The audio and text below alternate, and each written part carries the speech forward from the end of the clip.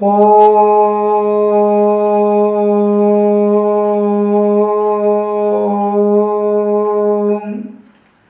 గణానాం త్వా గణపతిగుం హవామహే కవిం కవీనాముపమశ్రవస్తమం జ్యేష్ఠరాజం బ్రహ్మణాం బ్రహ్మణస్పత ఆనశృణ్వన్నోతిభిः सीदसादनं प्रणो देवी सरस्वती वाजेभिर्वाजिनीवती धीनामवित्यवतु सदाशिवसमारम्भां व्यासशङ्करमध्यमाम् अस्मदाचार्यपर्यन्तां वन्दे गुरुपरम्परां गुरुर्ब्रह्म गुरुर्विष्णुः गुरुर्देवो महेश्वरः गुरुः साक्षात् परब्रह्म तस्मै श्रीगुरवे नमः।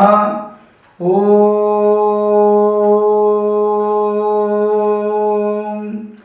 श्री महागणाधिपतये नमः। श्रीमात्रे नमः। सद्गुरु चरणारविंदाभ्यां नमः। हरि ओम। డివోషనల్ ట్రీ ప్రేక్షకులకు శుభాకాంక్షలు। భాద్రపద మాసంలో వినాయక చవితి తర్వాత ప్రముఖంగా చెప్పుకోబడే పర్వదినం అనంత పద్మనాభ చతుర్దశి। ఈ అనంత పద్మనాభ చతుర్దశి వ్రతాన్ని ఇష్టకామ్యార్థ సిద్ధికి, ఐశ్వర్య ప్రాప్తికి సహజంగా భక్తులు ఆచరిస్తూ ఉంటారు। ఇక్కడ అనంత పద్మనాభుడు అనే దాని గురించి కొంచెం మనం చూద్దాం। అనంత శబ్దానికి అంతము లేనిది లేదా అంతము లేనివాడు అని అర్థం చెప్పుకోవచ్చు। ఇక్కడ అంతము లేకపోవడం అంటే శాశ్వతత్వాన్ని చెప్పేటువంటి ఒక వ్యవస్థ ఉన్నది। రెండవది సర్వవ్యాపకత్వాన్ని గురించి చెప్పేటువంటి వ్యవస్థ ఉన్నది। శాశ్వతత్వం గురించి చెప్పే వ్యవస్థలో మనము పరబ్రహ్మ స్వరూపంగా ఇక్కడ శ్రీ మహావిష్ణువుని చూడవచ్చు। అలాగే అనంతత్వంలో రెండవ అర్థం ఏమిటి? సర్వవ్యాపకత్వము। ఇక్కడ విష్ణు నామానికి ఒక అర్థం ఏమిటంటే సర్వవ్యాపితమైనది అనేటువంటిది। అందువల్ల ఈ అనంత శబ్దానికి అటు పరబ్రహ్మ స్వరూపమని, ఇటు సర్వవ్యాపకమనేటువంటి అర్థాలు చెప్పుకోవచ్చు। పద్మనాభుడు అంటే నాభియందు పద్మము గలవాడు। నాభియందు పద్మం ఎందుకున్నది విష్ణుమూర్తికి? ఆ పద్మము నుండి బ్రహ్మ జన్మించాడు। తద్వారా బ్రహ్మ సృష్టిని క్రమంగా చేయడం మొదలుపెట్టాడని చెప్తారు।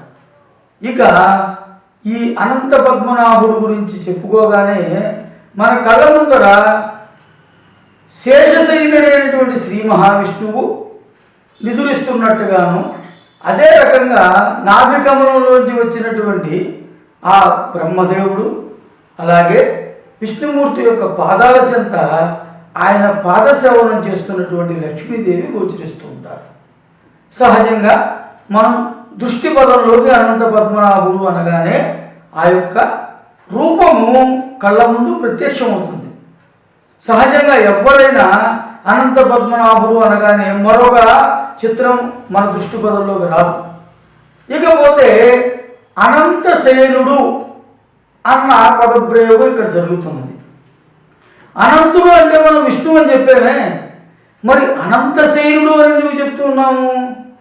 ఇక్కడ అనంత అనేటువంటి శబ్దానికి మరొక వివరణ ఏంటంటే సహస్ర శిరస్సులు కలిగినటువంటి ఆదిశేషుని కూడా అనంతుడు అని పిలుస్తారు।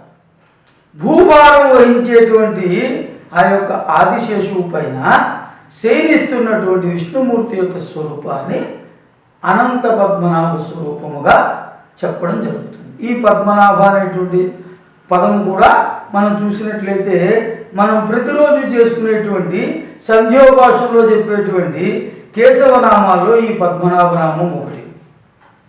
దాని ప్రాముఖ్యత ప్రకారంగా విష్ణువు యొక్క నామాల్లో అది ఒకటి అని మనకు తెలుస్తున్నది। ఇక ఈ అనంత పద్మనాభ చతుర్దశి అనేటువంటిది భాద్రపద శుక్ల చతుర్దశి నాడు వస్తుంది।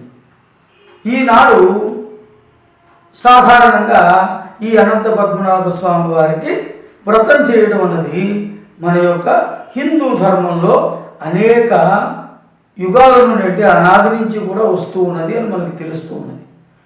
ఈ వ్రతాన్ని గురించని చూసినట్లయితే ముఖ్యంగా ముందు చెప్పుకున్నట్టుగా కామ్యసిద్ధి కొరకు చేసేటువంటి వ్రతం ఇది. కామ్యసిద్ధి అంటే కోరికలు నెరవేరడానికి. ఇక్కడ కోరికలు నెరవేరడానికి అన్న శబ్ద ప్రయోగం జరిగింది కదా అని ఏ కోరికలు పడితే ఆ కోరికలు నెరవేరడానికి చేసేటువంటి వ్రతము కాదు. ఎప్పుడైనా మన వైదిక కర్మల గురించి పౌరాణిక విషయాల గురించి మాట్లాడుకున్నప్పుడు ఆ యొక్క కోరిక ఎల్లప్పుడూ కూడా ధర్మబద్ధమైన కోరిక అని భక్తులు ప్రేక్షకులు అర్థం చేసుకోవాలి. ఎల్లప్పుడూ కూడా పరమేశ్వరుడు మన యొక్క ధర్మబద్ధమైనటువంటివి ఏదైతే శాస్త్ర సమ్మతమో అటువంటివి మాత్రమే నెరవేరుస్తారు. అంతేగాని దుష్ట కార్యాల కొరకు చేసేటివి వైదిక కర్మలు కాదు, అవి క్షుద్ర కర్మలు అని పిలువబడతాయి.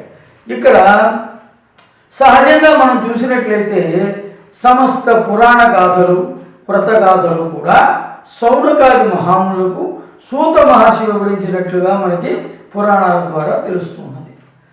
ఇది నైమిషారణ్యంలో సూత మహాముని సౌనకాది మహర్షులతో మాట్లాడుతున్న సందర్భంగా సౌనకాది మునులు అడిగారట, మహానుభావ, ఈ యొక్క ఏదైతే కామ్యసిద్ధి కొరకు లేదా ఐశ్వర్యాభివృద్ధి వరకు చేసేటువంటి వ్రతం ఉన్నదో అటువంటి గొప్ప వ్రతరాజాన్ని మాకు చెప్పవలసింది అని కోరినప్పుడు ఆయన ఈ అనంత పద్మనాభ చతుర్దశి అనేటువంటి వ్రతానికి సంబంధించి వీరికి వివరించడం జరిగింది.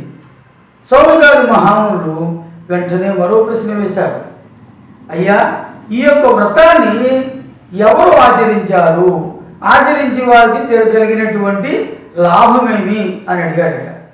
అప్పుడు సూత మహాముని ఈ రకంగా చెప్తూ ఉన్నాడు, పూర్వము అరణ్యవాసంలో ఉన్నటువంటి ధర్మరాజు తదితర పాండవులు ద్రౌపది వీరందరూ అరణ్యవాసంలో ఉన్న సమయంలో శ్రీకృష్ణ పరమాత్ముడు ఒకసారి వారిని దర్శించడానికి వచ్చాడు. వచ్చిన సందర్భంలో ఆయనకు ఆర్ఘ్యపాద్యాదులు ఇచ్చి ఉచితాసనంపై కూర్చుండబెట్టిన తర్వాత ధర్మజుని ఈ విధంగా అడిగాడట, మహానుభావ, మాకు ఇన్ని కష్టాలు రావడానికి కారణం ఏమిటో మాకు గోచరించడం లేదు. ఈ కష్టాల నుంచి గట్టెక్కడానికి మాకు ఏదైనా ఒక తరుణోపాయాన్ని చెప్పవలసింది అని కోరడం జరిగింది. అప్పుడు ఆ శ్రీకృష్ణ పరమాత్ముడు, అయ్యా ధర్మరాజా, అనంత పద్మనాభ స్వామి వ్రతము అనేటువంటి ఒక వ్రతరాజం ఉన్నది. ఆ వ్రతాన్ని కనుక మీరు నిర్వర్తించినట్లయితే మీ కష్టాలు త్వరితంగా తొలగిపోయి మీకు తిరిగి సామ్రాజ్య లాభము, ఐశ్వర్య సిద్ధి, ఆనందము ఇత్యాదులన్నీ కూడా కలగగలవు అని చెప్పాడు. మరి అటువంటిప్పుడు అసలు అనంత పద్మనాభుడు అనేటువంటి వాడు ఎవరు, దానికి సంబంధించిన వృత్తాంతం ఏమిటి అనేటువంటి ప్రశ్న ధర్మరాజు మనసులో ఉదయించి వెంటనే శ్రీకృష్ణ పరమాత్మని అడిగాడు, అయ్యా, ఈ అనంత పద్మనాభ వ్రతానికి ఉన్న విశేషం ఏమి, అసలు అనంత పద్మనాభుడు అంటే ఎవరు అని అడగంగానే అప్పుడు ఆ శ్రీకృష్ణ పరమాత్ముడు ఈ రకంగా చెప్తూ ఉన్నాడు, అయ్యా ధర్మరాజా, అనంత పద్మనాభుడు అంటే వీరెవరో కాదు, విష్ణు స్వరూపమే. ఆ విష్ణువు యొక్క అవతారాల్లో నేను కూడా ఒక అవతారం సంగతి మీకు తెలుసు. ఈ అనంత పద్మనాభుడు వీరెవరో కాదు నాయన, కాలస్వరూపుడు. మనము నిత్యము చూసేటువంటి ఈ యొక్క దినములు, వారములు, పక్షములు, మాసములు, ఋతువులు, సంవత్సరములు, కల్పములు ఇత్యాది ఏవైతే కాల ప్రమాణాలు ఉన్నాయో ఆ కాల ప్రమాణాలన్నీ కూడా అనంత పద్మనాభ యొక్క స్వరూపమే. ఆయన కాలస్వరూపుడు, సృష్టి స్థితి లయకారకుడైనటువంటి వాడే ఈ యొక్క అనంత పద్మనాభుడు తెలుసుకోవాలి. అంతేకాక 14 మంది ఇంద్రులు, 8 వసువులు, అలాగే ద్వాదశాదిత్యులు, 14 భువనాలు సమస్తము కూడా ఈ యొక్క అనంత పద్మనాభుని యొక్క స్వరూపమే అని గ్రహించాలి. అందుచేతనే ఈ యొక్క అనంత పద్మనాభ చతుర్దశి ఇంత ప్రాముఖ్యత సంతరించుకున్నది అని చెప్తాడు. అప్పుడు ధర్మరాజు మరొక సందేహాన్ని వినిపించాడు, నాయనా, ఈ యొక్క అనంత పద్మనాభుని యొక్క వ్రతాన్ని గతంలో ఎవరైనా ఆచరించారా, అటువంటి వృత్తాంతం ఏమైనా ఉన్నట్టయితే తెలియజేయ నాయనా అని కోరడం జరిగింది. అప్పుడు శ్రీకృష్ణ పరమాత్ముడు ఈ విధంగా చెప్తున్నాడు, నాయన ధర్మరాజా, పూర్వం సత్యయుగంలో సుమంతుడు అనేటువంటి ఒక బ్రాహ్మణ ప్రముఖుడు ఉన్నాడు. ఆ సుమంతుడికి భృగు మహర్షి యొక్క పుత్రిక అయినటువంటి దీక్షాదేవితో వివాహం జరిగింది. ఈ సుమంతుడు అనేటువంటి బ్రాహ్మణుడు వేదవిధుడు, అంతేగాక సకల ధర్మములు ఎరిగినవాడు. ఆ మహానుభావునికి దీక్షాదేవి యందు ఒక సుగుణవతి అయినటువంటి కుమార్తె కలిగింది.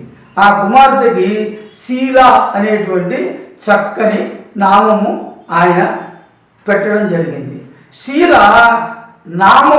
ఎలాగైతే ఆ పేరు పెట్టడం జరిగిందో ఆ రకంగానే ఆ నామం యొక్క విశిష్టతను సంతరించుకుంటూ చక్కగా సుశీలగా పెరగడం మొదలుపెట్టింది. చిన్నప్పటి నుంచి కూడా భక్తి తత్పరతలోనూ పూజాధికారులోనూ నిమగ్నమై ఉంటూ అనేక రకాలుగా ఆమెను చూడగానే ఒక రకమైనటువంటి అద్భుతమైనటువంటి ఉత్కృష్టమైన భావన కలిగే రీతిలో ఆ యొక్క బాలిక ప్రవర్తన ఉంటూ వచ్చింది. ఇలా జరుగుతూ ఉండగా ఓ పక్కన శీల యుక్త వయస్కురాలైన సమయంలో తల్లి అయినటువంటి దీక్షాదేవిని కోల్పోవడం జరిగింది. అప్పుడు ఈ సుమంతుడు ధర్మకార్యాలకు అడ్డు వస్తుందనేటువంటి బాధలో తప్పనిసరి పరిస్థితిలో కర్కశ అనేటువంటి పేరు కలిగినటువంటి ఒక యువతిని పునర్వివాహం చేసుకున్నాడు. ఈ కర్కశ తన యొక్క పేరుకు తగ్గట్టుగానే కర్కశంగా ప్రవర్తిస్తూ ఉండేటువంటిది. ఆమె సవతి కుమార్తె అయినటువంటి ఈ యొక్క సుశీల ఎవరైతే ఉన్నదో, ఈ శీల అనేటువంటి పేరు కలిగినటువంటి ఈ సుశీలవతి అయినటువంటి బాలికను నిత్యము కూడా అనేక ఇక్కట్లకు గురి చేస్తున్నది. ఇది ఎలా ఉండగా కౌండిన్య మహర్షి తన యొక్క తపాను పూర్తి చేసుకున్న వాడే గృహస్థాశ్రమాన్ని స్వీకరించాలనేటువంటి ఉద్దేశంలో ఆయన తగిన యువతులకు అన్వేషిస్తూ తిరుగుతున్న వాడై ఈ సుమంతుని యొక్క గృహానికి తెంచడం జరిగింది. అప్పుడు సుమంతుడు కౌండిన్య మహర్షిని ఎంతో ఆదరంతో ఆహ్వానించి ఆయనకు అర్ఘ్యపాద్యాదులు ఇచ్చి వారి సేవలో నడిచి తదుపరి ఈ విధంగా కోరాడు. అయ్యా కౌండిన్య మహర్షి, నీవు గృహస్థాశ్రమాన్ని స్వీకరించాలనేటువంటి కోరికతో ఉన్నావు కాబట్టి దయచేసి శీలవతి అయినటువంటి నా కుమార్తె శీలను వివాహమాడి నీ యొక్క గృహస్థాశ్రమాన్ని ప్రారంభించు అని కోరాడు.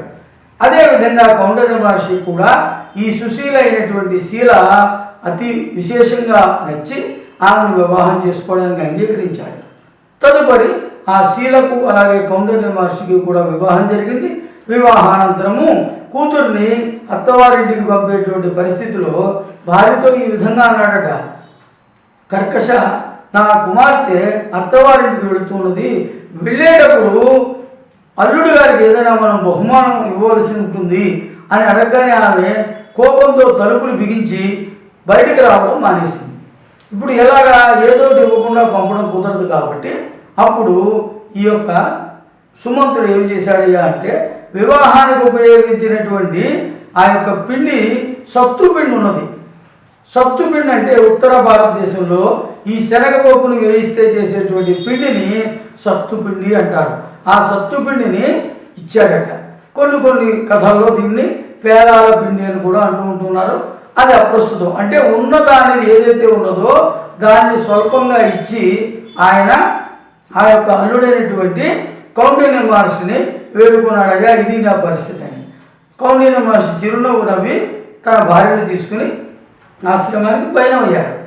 వెళుతూ ఉండగా మార్గ మధ్యలో ఒక పెద్ద తటాకం గోచరించింది. ఆ తటాకంలో కొంతమంది స్త్రీలు, వారందరూ కూడా మునిపత్రులు, చక్కగా స్నానం ఆచరించి ఎర్రటి చీరలు ధరించి కుడి చేతికి వారు ఎర్రటి కంకణాలు తోరములు ధరించి అక్కడ ఒక వ్రతము చేస్తూ కనపడ్డారు. శీలవతి సహజంగానే భక్తి తత్పరురాలు కాబట్టి ఆమె వెంటనే వారి దగ్గరికి వెళ్ళి, అమ్మ, మీరు చేస్తున్నటువంటి ఈ వ్రతం పేరేమి, దీనివల్ల కలిగేటువంటి లాభం ఏమి అని అడిగారు.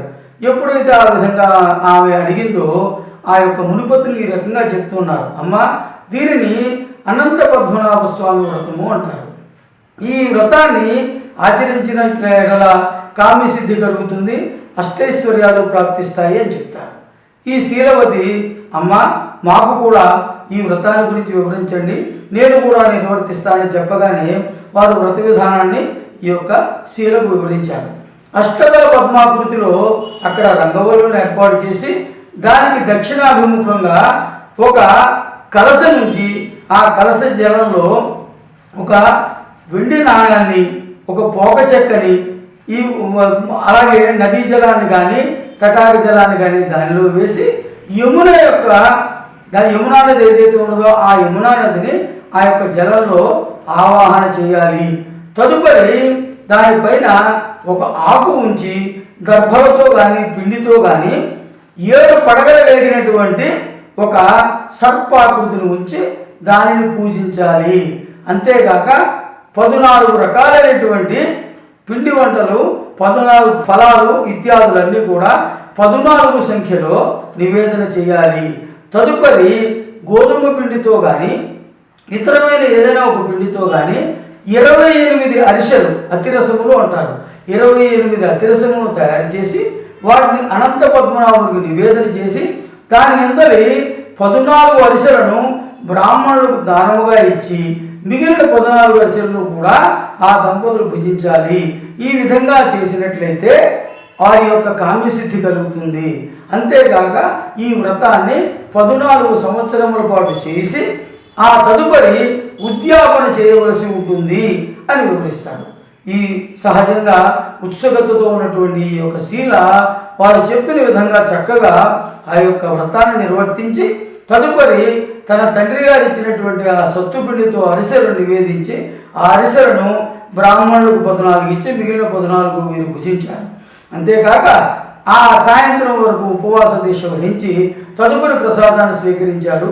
వారు ఆశ్రమానికి వెళ్ళగానే ఆశ్చర్యంగా ఆ ఆశ్రమం అంతటా కూడా చక్కనైనటువంటి ఐశ్వర్య సంపదలు గోచరించాయి. అది చూసి కౌండిన్య మహర్షి అలాగే ఈమె ఎవరైతే ఈ శీల ఉన్నదో ఆశ్చర్యచకితులై ఎంతో ఆనందభరితులయ్యారు. ఆ విధంగా ఆమె ప్రతి సంవత్సరం కూడా ఈ యొక్క అనంత పద్మనాభ స్వామి వ్రతాన్ని చేస్తూ ఉన్నది. ఒక సంవత్సరము ఈ వ్రతం నిర్వర్తించిన తరువాత భర్త అయినటువంటి కౌండిన్య మహర్షి బయట నుండి వచ్చి ఆమె చేతికి కట్టుకున్నటువంటి ఎర్రటి తోరణను చూసి, ఇది నీవు నన్ను ఆకర్షించుకోవడానికి కట్టుకున్నావా, వేరే పరపురుషుని ఆకర్షించుకోవడానికి కట్టుకున్నావా అని అడగడం జరిగింది. ఈమె ఆశ్చర్యచకితురాలైంది, ఏమిటిది మహర్షి ఇలా అడుగుతున్నాడని. అని స్వామి ఇది అనంత పద్మనాభుని కొరకు కట్టుకున్నాను అంటుంది. అనంత పద్మనాభుడు అంటే ఇక్కడ విష్ణు స్వరూపము అన్న విషయాన్ని మర్చిపోయింది. అతను మర్చిపోయాడు కౌండిన్య మహర్షి. మర్చిపోయి కోపతృప్తుడై ఆమె చేతిలో ఉన్నటువంటి తోరాన్ని లాగి అగ్నిలో పడవేశాడు. విధి యొక్క విపరీతం ఎలా ఉంటుందో చూడండి. ఆయన మహర్షి, అటువంటి వాడు ఆ తోరాన్ని చూసి ఆ తోరాన్ని మంటల్లో వేయడం అంటే ఎంత ఆశ్చర్యకరమైన విషయము. కానీ విధి యొక్క ఆ యొక్క గతిని తప్పించే వాళ్ళు ఎవరు ఉండరు కదా. అది చూసినటువంటి శీల తన భర్తతో ఈ రకంగా చెప్తూ బాధపడసాగింది. ఎంత పని చేశారు స్వామి, అది అనంత పద్మనాభ స్వామి యొక్క వ్రతం చేసుకున్న తర్వాత ఆ యొక్క తోరాన్ని ధరించాను నేను. అటువంటి తోరాన్ని మీరు అగ్నిలో పడవేయడం ద్వారా అపచారం జరిగిపోయింది అని విచారిస్తుంది. అది జరిగిన తర్వాత క్రమక్రమంగా వారి యొక్క ఐశ్వర్యం అంతా అంతరించిపోయి దుర్గపర దారిద్ర్యంలో వారు ప్రవేశించడం జరుగుతుంది. ఈ రకంగా దారిద్ర్యంలో వారు మగ్గుతున్నప్పుడు కౌండిన్య మహర్షి ఆలోచిస్తాడు, దీనికి అంతటికీ కారణం అనంత పద్మనాభ స్వామి వ్రతానికి సంబంధించి నేను చేసినటువంటి అపచారమే అని ఆయన గ్రహించిన వాడి అనంత పద్మనాభ స్వామిని వెతకడానికి కోసమని పదచారుడే తిరగడం మొదలు పెడతాడు. అలా కొంత దూరం వెళ్ళిన తర్వాత ఆయనకు ఒక చోట పూర్తిగా పళ్ళతో నిండి ఉన్నటువంటి ఒక మామిడి చెట్టు కనబడుతుంది. కానీ ఆ మామిడి చెట్టు పండ్ల పైన కనీసం ఒక పక్షి కూడా వాలడం అతను కనబడదు. అలాగే ఒక చోట చక్కనైనటువంటి పచ్చిక బయళ్ళు పొలాలతో ఉన్నటువంటి ప్రాంతంలో ఒక ఆబోతు నించుని ఉంటుంది ఒంటరిగా. కానీ ఆ ఆబోతు ఆ గడ్డిని స్పృశించను కూడా స్పృశించదు. అలాగే ఒక తటాకము కమలములతో నిండి ఉంటుంది, పూర్తిగా పద్మములతో వికసించి ఉన్నటువంటి తటాకము. దాని యందు జలపక్షులేవి కూడా సంచరించడం కనబడదు. కొంచెం ముందుకు వెళ్ళిన తర్వాత ఒక చోట ఒక ఒంటరి గార్ధవం అంటే గాడిద, మరొక చోట ఒక ఒంటరి ఏనుగు కనబడుతుంది. ఇవి ఇతన్ని ఆశ్చర్యానికి గురి చేస్తాయి. ఎందుచేతనంటే మామిడి చెట్టు పండ్లతో నిండి ఉన్నప్పుడు ఆ ఫలాలను కనీసం పక్షులు కూడా తినకుండా ఉండడం అన్నది చాలా విశేషమైనది. అటువంటిది అలాగే ఆబోతు ఈ వృషభం ఏదైతే ఉన్నదో అది గడ్డి ఉన్నా తినకపోవడము ఇత్యాదులన్నీ కూడా ఇతనికి ఆశ్చర్యంగా గోచరించి అలా ఆలోచిస్తూ ముందుకు వెళుతూ ఉంటాడు. కొంచెం దూరం వెళ్ళిన తర్వాత ఆయన అలసటకు లోనైన వాడి సొమ్మసిల్లి పడిపోతాడు. అప్పుడు ఒక బ్రాహ్మణుడు అతన్ని సేద తీర్చి అతన్ని, నాయన ఎందుచేత మీరు ఈ రకంగా ప్రయాణం చేస్తున్నారు అని అడగగానే, నేను అనంత పద్మనాభ వ్రతానికి సంబంధించి నా భార్య వ్రతం ఆచరించిన తర్వాత ఆమె చేతుకున్నటువంటి ఆ ఎర్ర రంగు తోరాన్ని తీసి అగ్నిలో పడవేశాను. ఆ రీతిగా నేను అనంత పద్మనాభ స్వామి యొక్క వ్రతం పట్ల, అనంత పద్మనాభ స్వామి పట్ల అపరాధం చేసి ఉన్నాను.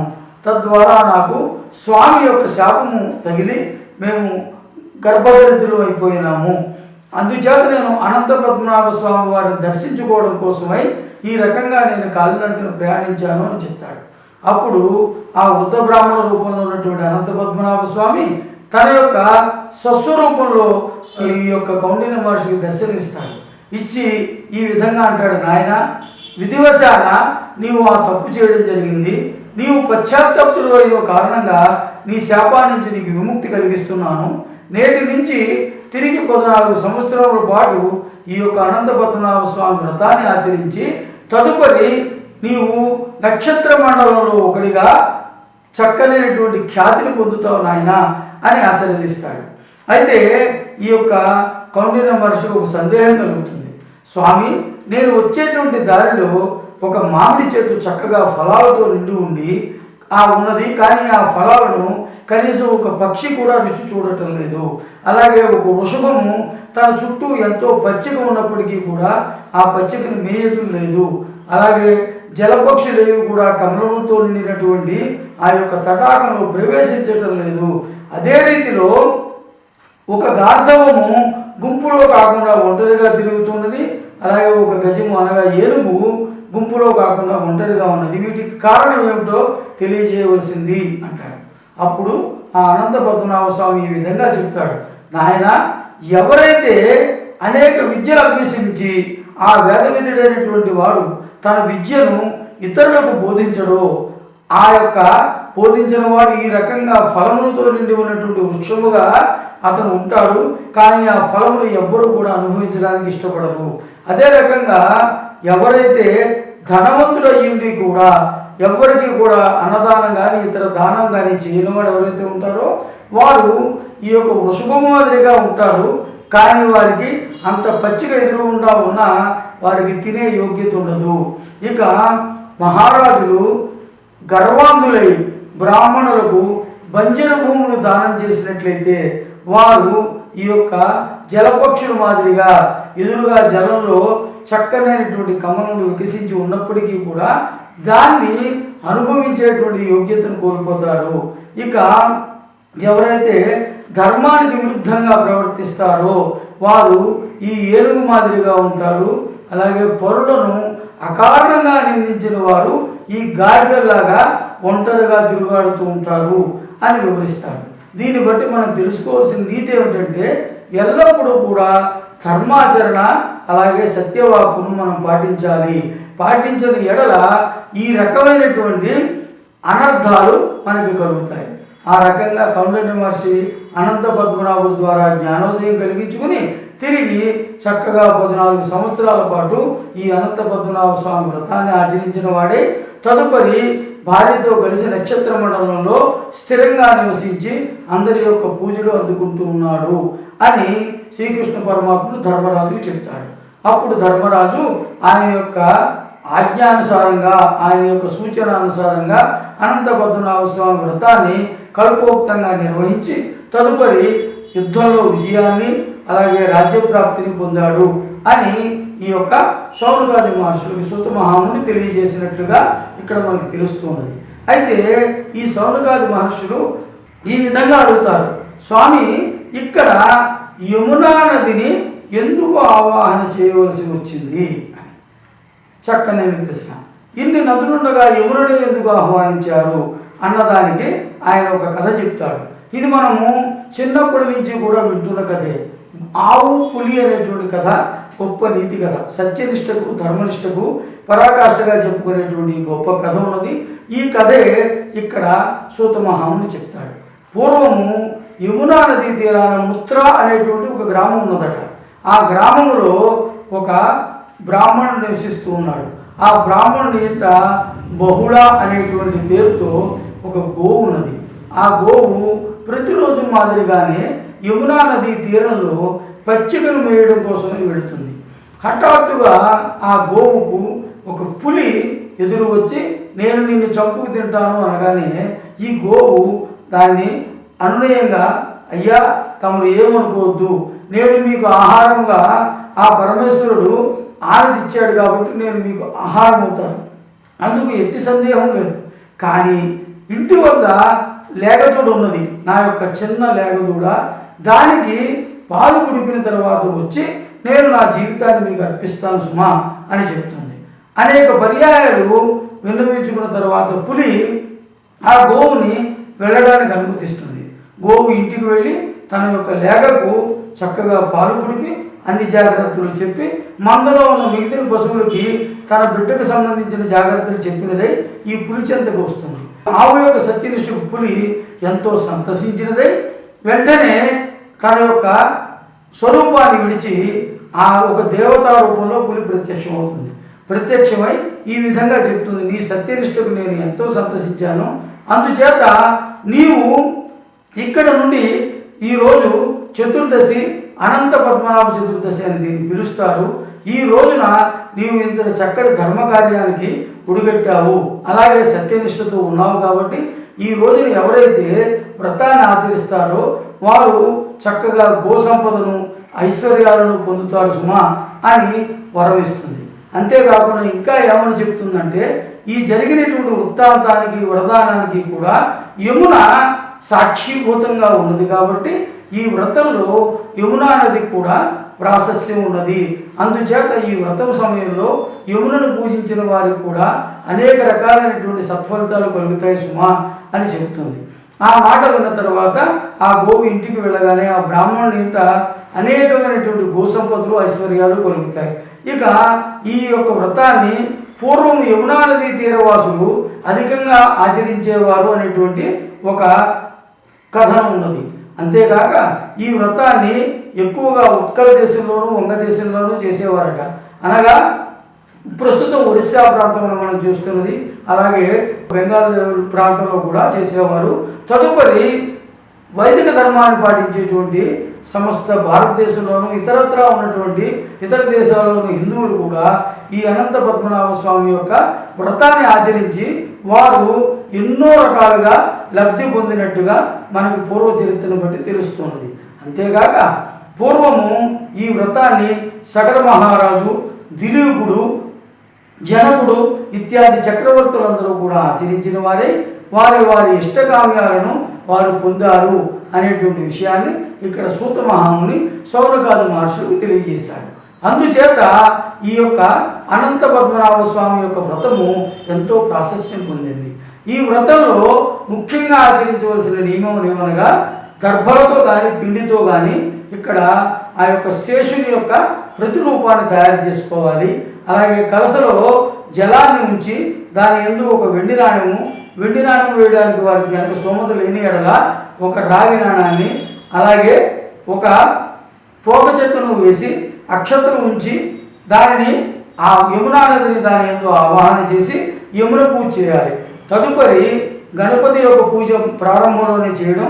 ఈ రకంగా చేసిన తర్వాత అనంత పద్మనాభుని యొక్క షోడశోపచారాలు చేయడం, అలాగే అనంత పద్మనాభ స్వామి యొక్క అష్టోత్తర శతనామావళి సహితంగా పూజ చేసి ఈ వ్రతకథని విని అక్షతలు శిరస్సును ధరించిన వారికి సమస్త ఇష్టకామ్యాలు కూడా నెరవేరుతాయి అన్నది మనకి ఈ కథ ద్వారా తెలుస్తున్నది. అంతేకాక ఇక్కడ 14 సంఖ్య కూడా చాలా ప్రాధాన్యత ఉన్నది. అందుచేత ఈ చతుర్దశి నాడు చేసేటువంటి పూజ కాబట్టి ఇది 14 సంఖ్యకు ప్రాధాన్యతలో ఒకటి. అంతేకాక 14 భువనాల్లోనూ కూడా ఈ యొక్క విశ్వవ్యాపితమైన అనంత పద్మనాభ స్వరూపం ఉన్నది అని తెలియజేయడానికి ముందుగానే అనంత పద్మనాభ స్వరూపాన్ని గురించి శ్రీకృష్ణుడు వివరిస్తూ చెబుతాడు. 14 ఇంద్రులు, అలాగే అష్టాదశ వసువులు 14 భువనాలు సమస్తము కూడా వ్యాపించి ఉన్నవాడు ఈ అనంత పద్మనాభుడు అన్న విషయాన్ని మనకి కృష్ణుడు చెప్తాడు. ఈ రకంగా 14 సంఖ్యకు ఇక్కడ ప్రాధాన్యం ఉన్నది కాబట్టి స్తోమత ఉన్నవారు 14 రకాలైనటువంటి వస్తువులను 14 సంఖ్యలో ఇక్కడ అనంత పద్మనాభ స్వామి వారికి నివేదన చేయవలసి ఉంటుంది. ఆ తరువాత ఈ యొక్క 28 అతిరసాలు అంటే అరిసెలు తయారు చేసి దాని యందు 14 అరిసెలను బ్రాహ్మణులకు వాయనముగా ఇచ్చి వారికి దానంగా ఇచ్చి అలాగే 14 అరిసెలను వారు ఉపవాస దీక్షానంతరము భుజించవలసి ఉంటుంది.